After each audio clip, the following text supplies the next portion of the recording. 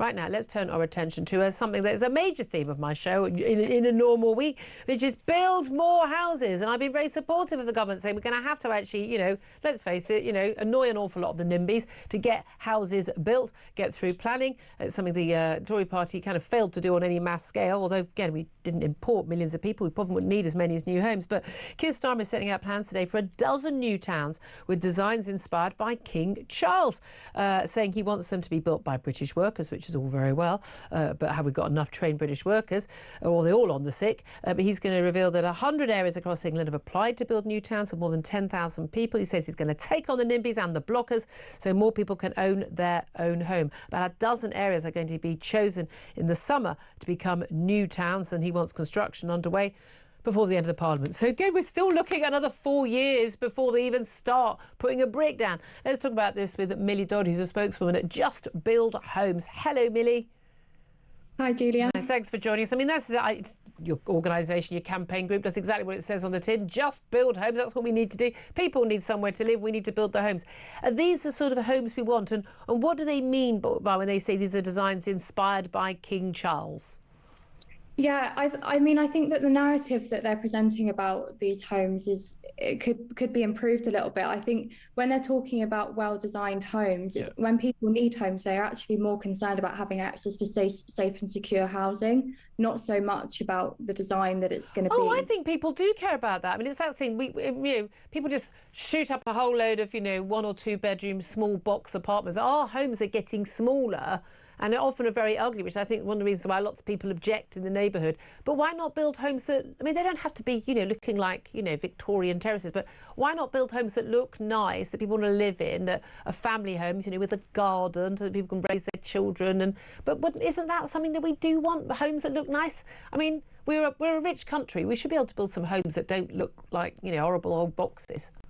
Exactly, yeah. Design and architecture is really important. We speak to supporters of house building every day, people that are affected by the housing crisis, like young people stuck in rental accommodation, stuck in temp and substandard accommodation. And if the government want to build the homes at the scale that they're proposing, they need to engage people that actually are going to live in these homes. And I think the arguments and the narrative around leading with good design is only really going to focus on developers, architects and objectors. They're not focused on the people that actually need to But that said, if you can bring local neighbourhoods with you so people aren't going that carbuncle, as Prince Charles, as he then was famously talked about, an art gallery extension, why does everything modern have to be ugly? We used to build beautiful, beautiful, beautiful terraces. I think that's a start. It might add a bit of cost, but I don't see why good design has to add cost. I have to say, I never understand why architects design homes that don't look like anything they live in. But in terms of who's going to build them and when they're going to be built, again, they want to sort out the planning, they want to go to the NIMBYs. They're still not talking about a spade going in the ground before the next 4 years. And he's saying he wants British workers to do the job. I mean, has he tried getting a builder in the last few years? I mean, I have to say, we don't have that many skilled builders around to build, 100 new towns or a dozen new towns. Yeah, I think that the most important thing to focus on in the first instance is to get these homes through planning. And I think the way that he's going to do that is to engage the people that are going to want to live in these homes. And the majority of people do support new housing in every area of the UK. And ultimately, people are going to object about new homes, no matter how well designed they may be. It's the future owners and tenants that we need to be involved in. Well, you've made this point before, and it's so valid that actually, I'm on an email list from my local council whenever there's any planning applications in nearby. So, if someone wants to lop down a big, beautiful tree that we all enjoy, it's like, well, sorry, you bought the house with the tree. The tree's part of the local amenity. I'm involved in my local community. But not being NIMBY, but can we have developments that are suitable to the local area? And I've supported some and opposed to others.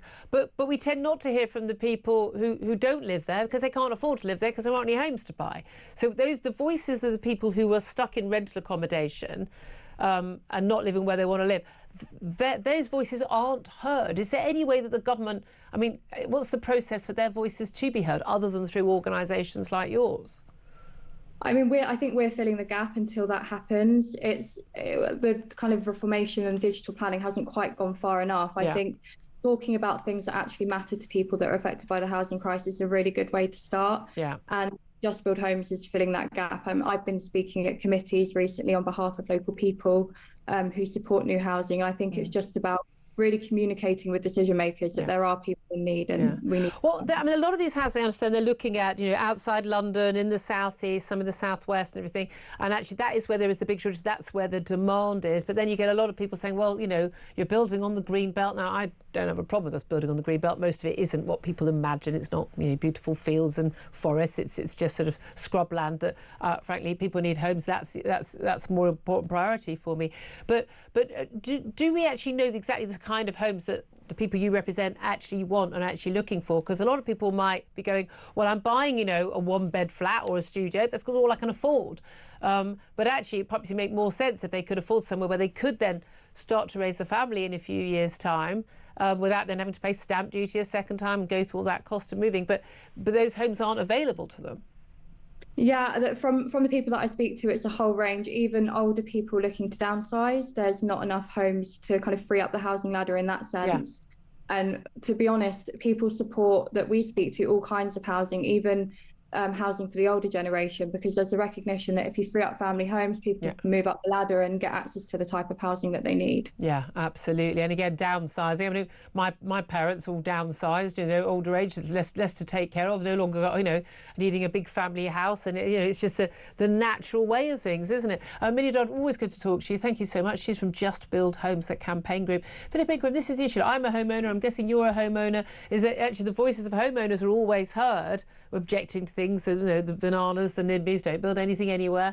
And we don't hear the voices of those who want these homes. Do you think this is a good idea, actually having new towns, but, actually homes that people might actually want to live in places where they want to live? Mind-blowing idea. I think it is, because I think we're seeing too many new big housing estates being built without the infrastructure around them to turn them into communities. And ugly things. And they're ugly. And if you don't have a community, then you're losing out so much. So you need the schools, you need the shops. You need the doctors, you need all the facilities. The railway links or the motorway links so they can get to work. Having a home is not just about having somewhere where you can go into and just close the door and stay there. It is that home being part of a wider community that can provide that community support. I actually think this is a really good idea. Yeah, except the amount of time.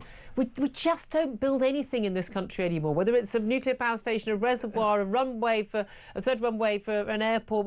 It takes so long to do anything in this country. We've got to get that sorted out. It does, but I'm from Birmingham, and there are hundreds and hundreds and hundreds of homes going up in brown belt sites, old industrial sites across Birmingham. With the railway station I park in has just had a massive big. Yeah, but they're high-rise blocks. They're apartment blocks, aren't they? No. Most of them are houses. Most of them are semi-detached houses, and there's some apartments. Okay, that's good. Yeah, so well, as I see, we're just pretty much entirely tiny little apartments. You just think a lot of people, that's not how they want to raise a family. And then we go, we haven't got enough young people. No, because people don't feel they can raise a family because they can't find a home that they can afford to do that. Swings and roundabouts, folks.